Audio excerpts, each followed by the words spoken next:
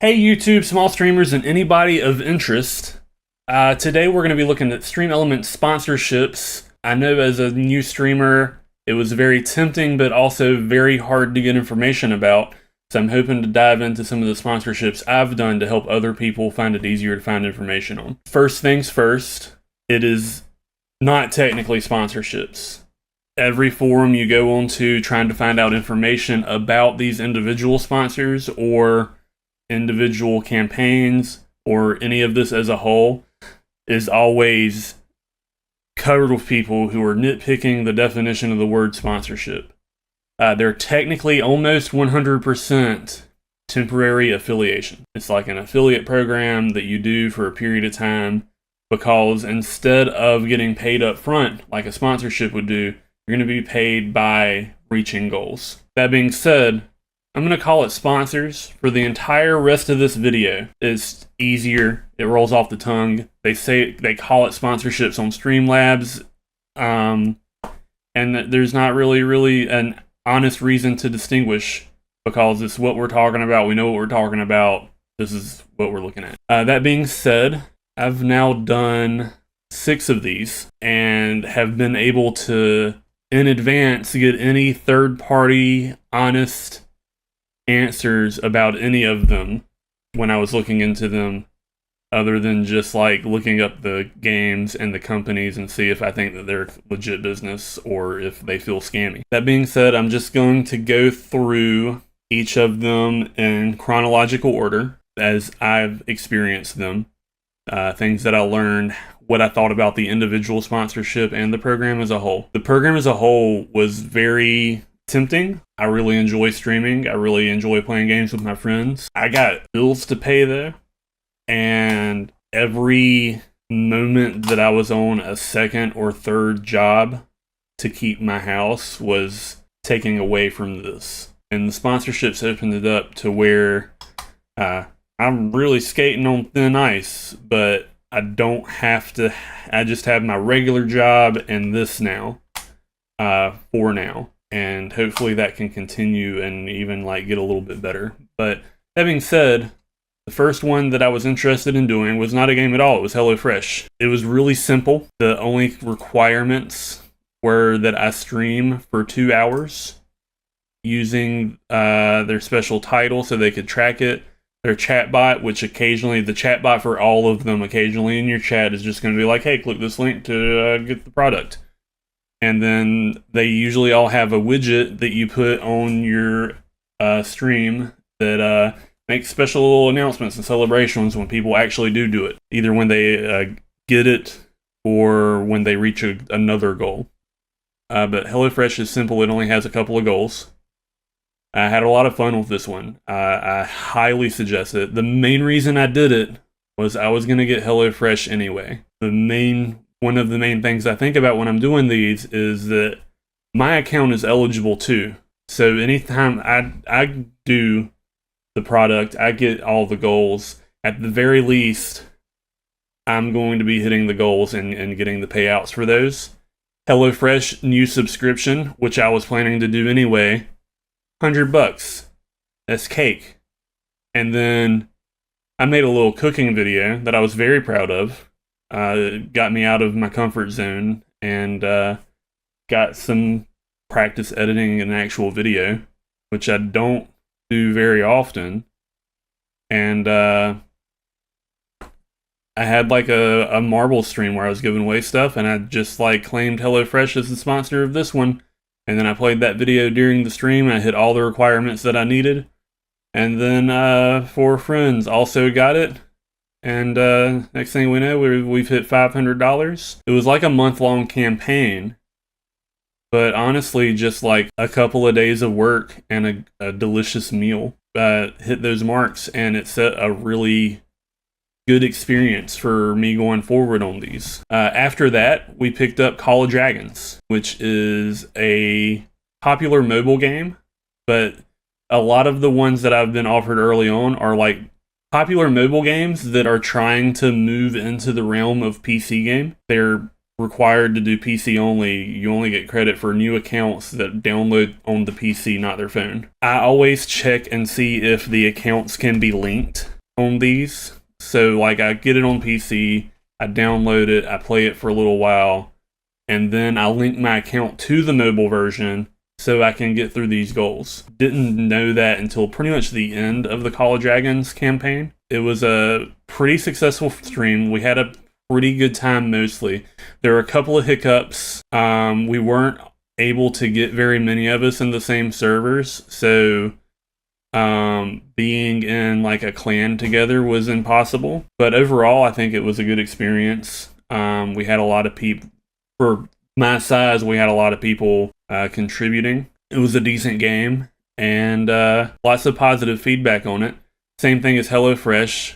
You got a widget to track people's progress, a chatbot to announce it, and then just streaming in the category. I don't remember how long this one is. I think it was 2 weeks. I want to say I had to stream it for 3 hours, which is fine because in that 3 hours I got through over half of the campaign. And we ended up, after a reimbursement, making $401. So technically $391 profit, and still like a really good experience. I would definitely suggest that one overall. Next though, we did Raid Shadow Legends. The Raid campaign is incredibly hard, and it is kind of obtusely designed. At first glance, I chose Raid because like I've heard of it a lot. A lot of the YouTubers and streamers that I like follow and watch have sponsored it in the past, but like with actual sponsorships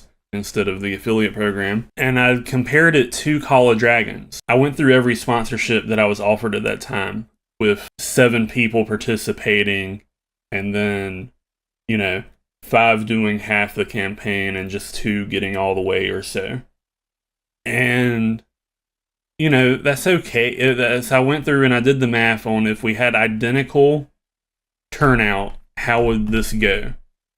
Low-key expecting to have a little bit more turnout, and Raid, not including the gift subs, which is a cool feature I'll talk about, not including that, was by far the largest payout for hitting all these goals. But these goals are very vague. Another thing that I look at when I'm choosing it is I don't like feeling like I'm forcing my community, if they want to support me, to give money to these games. So another thing that attracted me to it was that there was none of the quests were buy this and you get a kickback from it. So I didn't feel like that. That was one thing that I was worried about with Call of Dragons was there's 3 purchases to be done, but these purchases are very cheap, and I could have seen that from the $10 budget they gave me. I was able to get 2 of these, and then I got the other one on my own. But this was spend 99 cents, I get $3. This was spend $5, I get 30, and this one was $10, I get another 30. They were very reasonable, and they're things that affected your gameplay for the rest of the time that you played. They were very beneficial for getting things upgraded and winning battles. They helped a lot overall, and they were affordable. Raid, on the other hand, doesn't have anything that says that you need to buy something, except for I got an in-game budget of $60, which in hindsight would have been a red flag, because it's so much more than the $10 budget. It should have showed me how expensive things were in that game.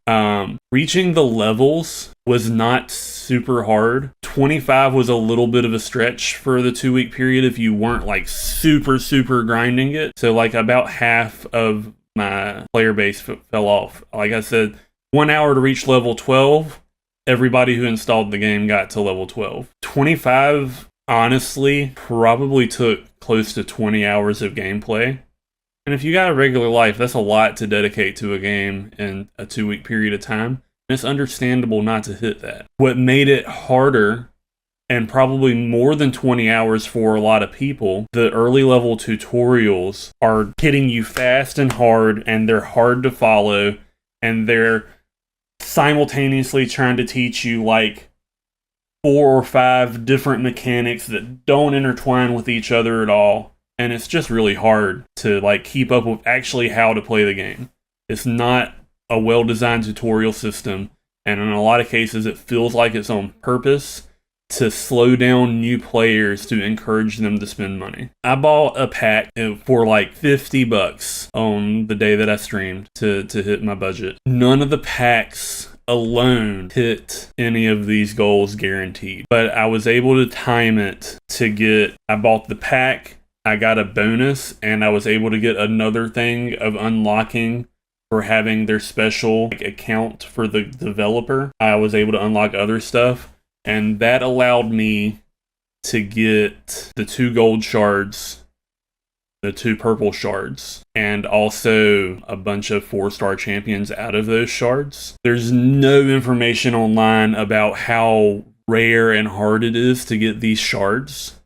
It seemed that you can get them from just playing the game, but realistically it's not going to happen. So I'm the only one who got these 2. I'm the only one who got credit for upgrading to a 5-star champion.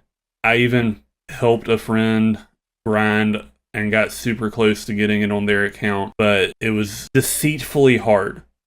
Like they show you all this money that you can make, but like it's not actually feasible or possible. I played so long and so hard. I spent another probably $20 trying to guarantee getting 20 blue shards. I was probably like 18 after 2 weeks of like really hardcore playing this game. I think during all that I might have gotten 1 more purple shard, so I would not have gotten that without spending the money, and I never saw another gold shard, even though I was buying packs and really hardcore grinding the game, like spending every waking moment. Like every time I was doing something, I was also playing Raid and trying to push through this, and it's just not possible. We didn't even do the clan quest, apparently. All of these give you briefs that give you more details after you accept it. It's very important to look at those. They give you more detailed things about what you need to do to hit your goals, and they give you some loose suggestions and guidance. Yeah, I don't know. I guess they found my submission ineligible for some reason, but I never got like a notification to do it again. So it kind of feels like I should have been paying more attention to make sure I got that extra $50. But it's also like very vaguely worded, so like they can, a lot of the bonus stuff, if it's more vaguely worded, you're not completely guaranteed it for hitting it. We still made $327, and we also got 9 gift subs, but the campaign itself was so many more work hours and so much harder than the previous ones that it did not feel anywhere near worth it. I played Call of Dragons for like maybe a total of 10 hours, and it was an enjoyable experience, and everything was very reasonably priced, and I got $400. I played Raid Shadow Legends for maybe 30, 40 hours over the course of the campaign. I got almost $100 less. Everything that you can buy in the store is way more expensive, and they're all temporary. Like, yeah, you get champions, and most of them just get ground up into powder and not used in any significant way. Whereas the Call of Dragons packs, you got stuff that benefited your entire gameplay, and like you had that for the rest of the time. The $60 I spent in Raid was gone in less than 2 days, and I felt like I was being stagnant again. So like it was not worth spending the money, and that is every time you go from screen to screen, they give you like 4 shop ads. It's crazy.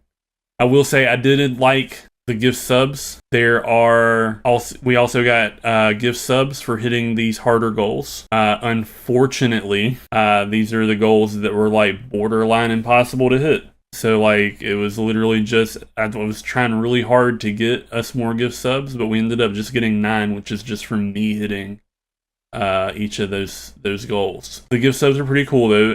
StreamElements gives you a widget to put in your OBS stream. You bring people into your chat or whenever you want to do it. I tried to get as many people into my chat as I could at the time.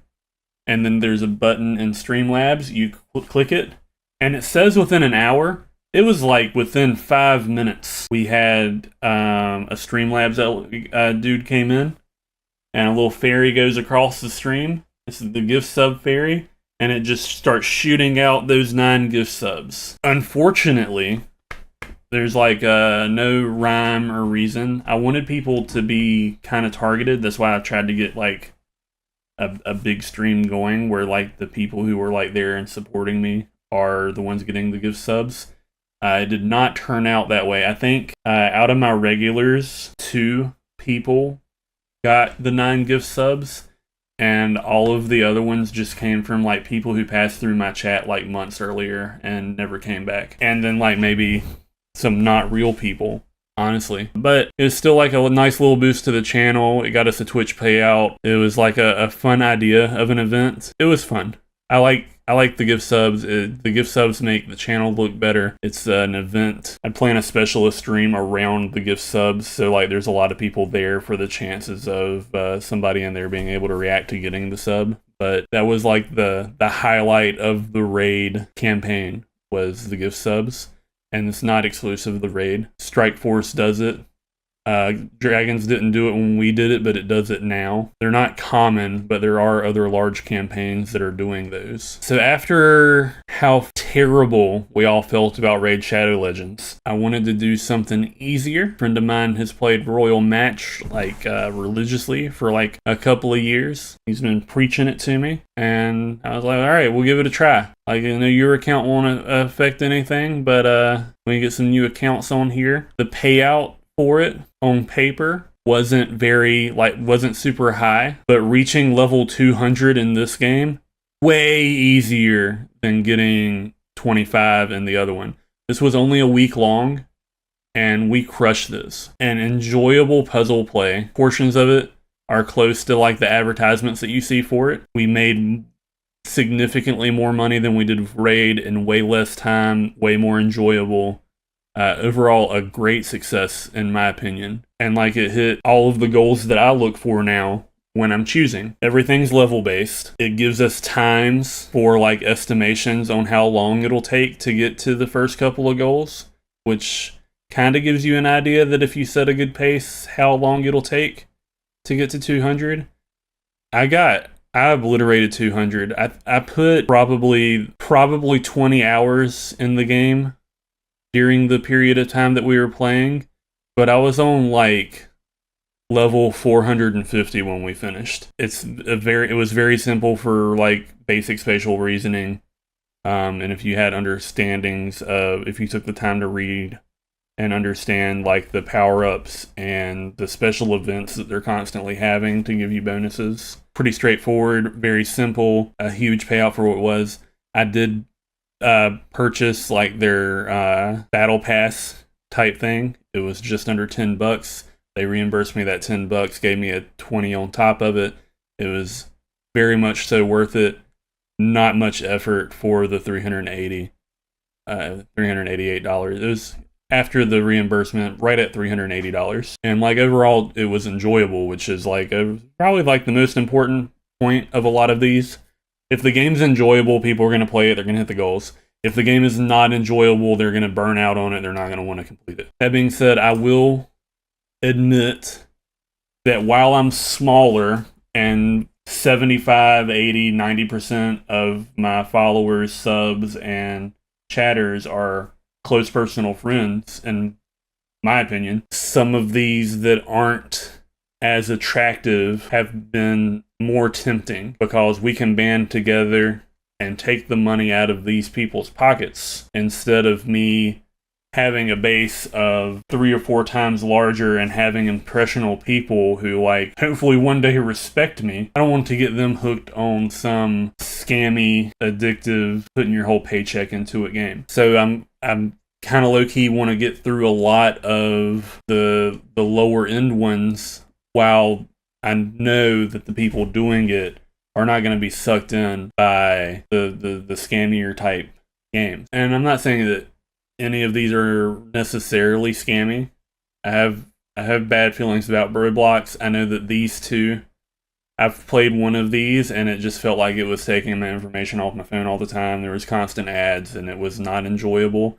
So I don't really super want to put this, I don't want to encourage people to install bloatware on their phones. But other than that, I don't think it's bad to get through some of the lower end ones while your audience is small and before you're like really influencing people. But for the next one, I was influenced. The next one we did was Zenless Zone Zero, which at the time was being very heavily advertised all across YouTube, Twitch, Facebook, TikTok. It's from the same people who did Honkai Star Rail. It's a good game. It is pretty much designed for a console in like the range of the PS4. However, as a mobile game, this is the mobile-only version. PC and emulator play will not count. We had a lot of people just unable to play it because of how large and demanding it was. If you don't have like the newest 2 generations of phone, it's not going to run right. It really limited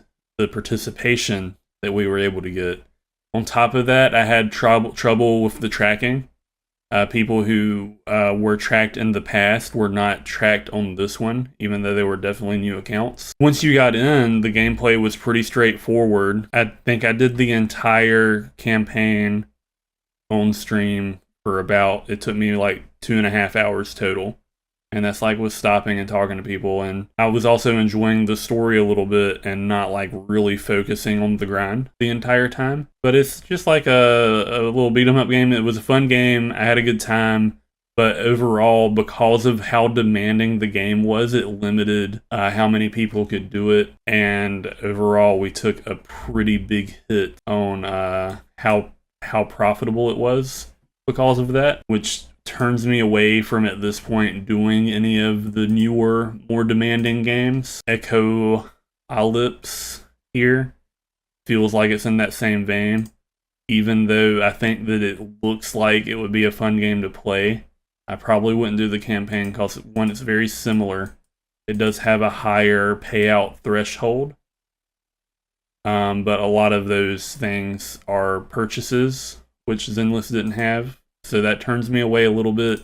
And the other thing that turns me away is because it's a new game running off of a bigger engine, possibly for physics, there is a high likelihood that, more than half, if not more than half, of the people who would be doing the sponsorship for me won't be able to actually get in and play the game, which makes it feel not worth it to me. Like I said, it was a fun game. It was not a very fun sponsorship because it was very defeating feeling at the end of the day with this one. And that's pretty much all I got to say about that one. I would do this one for the fun of the game if you are not, trying to pay your light bill for the next month, because there's going to be so many limitations on your average viewer being able to actually join and play the game. And that leads us to the last one we did, was Monopoly Go. And at first glance, Monopoly Go is incredibly luck-based random number generation, but it is, as you see, by far the most successful campaign that we've done, payout-wise. All the setup is pretty much the same. It only takes an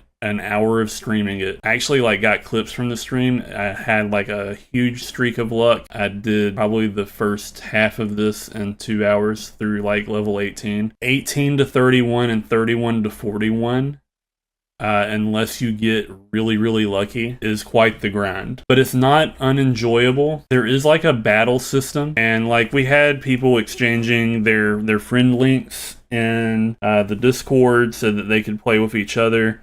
The benefit for playing with each other is that if you open the community chest once a day with one of your friends, they get 10 dice. That's the limitation in the game, is you run out of dice and there's a long timer before you can get more dice unless you make a purchase. The battle mechanic with it is it wants you to battle your friends. There's heists where you can steal a percentage of their money.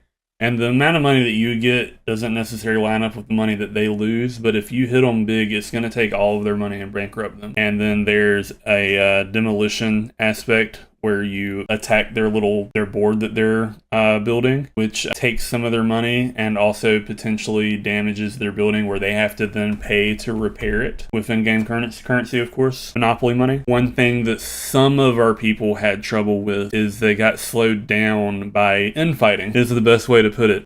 So like some of us were going through and attempting to only attack strangers. I had mine linked to my Facebook page, so anytime I had the choice to attack somebody, I would go find a friend on my Facebook who was clearly not playing the game. It was just like their old stuff, and I was demolishing their stuff that they don't even use anymore. You can't choose who you target for a heist, but you could choose who you target for the shutdown. And it does really slow down the progress if you're constantly having to pay to redo stuff. And I'd say that's probably the biggest drop-off, allegedly, from the 3 that didn't make it from 7 to 18, and then the one that didn't make it past this point. Peace treaties helped. I think it would have been very beneficial to analyze the effects of the battle system and have put out a more widespread message about waiting for the campaign to be over to attack each other and just attack strangers